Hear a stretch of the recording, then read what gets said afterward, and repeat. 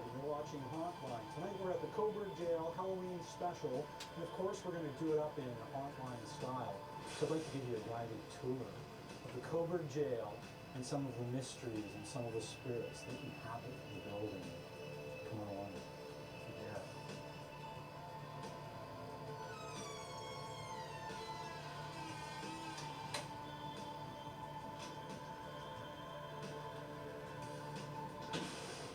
Passageway, excuse me, you're looking for a secret passageway? Okay, we're just looking for a secret passageway, excuse me, pardon me. Sorry guys, we're just looking for a secret passageway. Anybody seen one around here?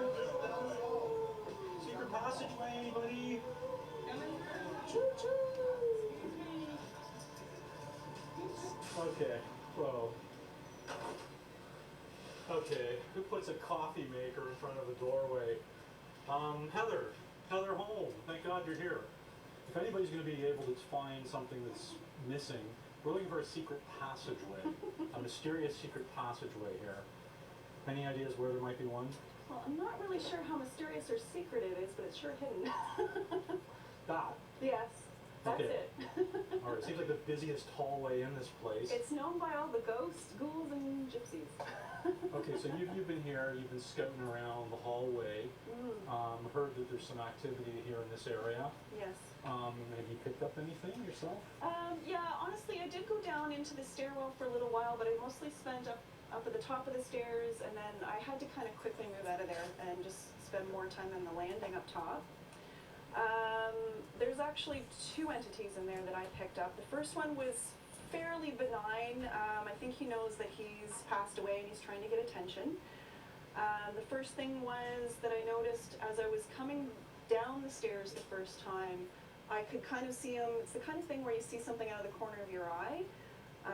So I could kind of see him to the left. He was about a third of the way up from the bottom of the stairs.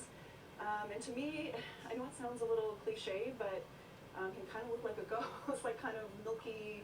I didn't really get details. It looks almost like a smudge of pale color. And basically like, not really an outline of an adult, but about that shape and size. And I could kind of see him there. I didn't really feel anything wrong at first, and so I, went down and did my thing. I took pictures, and I took my EMF detector down, and I noticed that right in the area where I had seen him, the wall on this side closest to the front of the building, there is like some kind of wiring or something going on behind there, so it's emitting EMF, but I don't think that that is what would cause the EMF or cause the entity or my imagination. I honestly believe that he goes there to feed off that EMF source. That was the feeling that I got. It's just like, like you and I need food and air. So there was that, and then when I checked my photo, there was an orb right in the same position as well. So those three things, I would have to go, okay, there's something going on there, I'm not making it up. And then I kind of went up the stairs, and I had my backpack on the chair at the top of the stairs. And I also had set my lovely tea mug that my good friend Cameron Bagg gave me as a gift once upon a time. I had set it on the ledge of the window in between the curtains. There's a bit of a gap at the top of the stairs there, and I thought I'd better make sure I can leave that in between where I see it so I remember to take it when I go.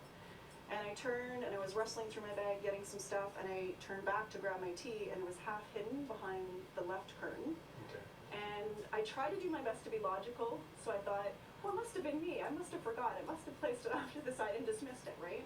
So, but I thought, okay, I really want to make sure that I take this with me. So since I know that I've just done this, I'm going to really make sure now that it's clear where I can see it, and I'm going to put it right there between the two curtains. And I had grabbed my tarot cards, and I came along on the landing to do a little reading there. And when I thought, oh, I should go finish that tea, and I turned back, looked down the hallway, and there my mug had moved behind the curtain again. So I do feel that that was the first entity that was doing that. At one point there was a knock on the wood, like that, right on this door, and I called out, yes, thinking that it was one of you trying to get my attention, knowing that I was in there. Nobody responded, and in all honesty, when you're in that stairwell, you can hear everything clearly down here. I could hear like no people here. I didn't hear any voices, nothing, and so I thought, well, that's kind of weird, but I'll just keep it in the back of my mind and check later. And I did come down and check later with a couple of the ladies, and they said, no, we didn't knock, and when you look at the door itself, there's shelving there. How could you knock? You'd have to either reach up high or down low, and why would somebody do that? They checked, they moved some things around to try to mimic the sound, and there's nothing that makes that sound specifically knock on wood 2 times loud rap. And they said they didn't knock, so, and I've checked with you, you said nobody knocked.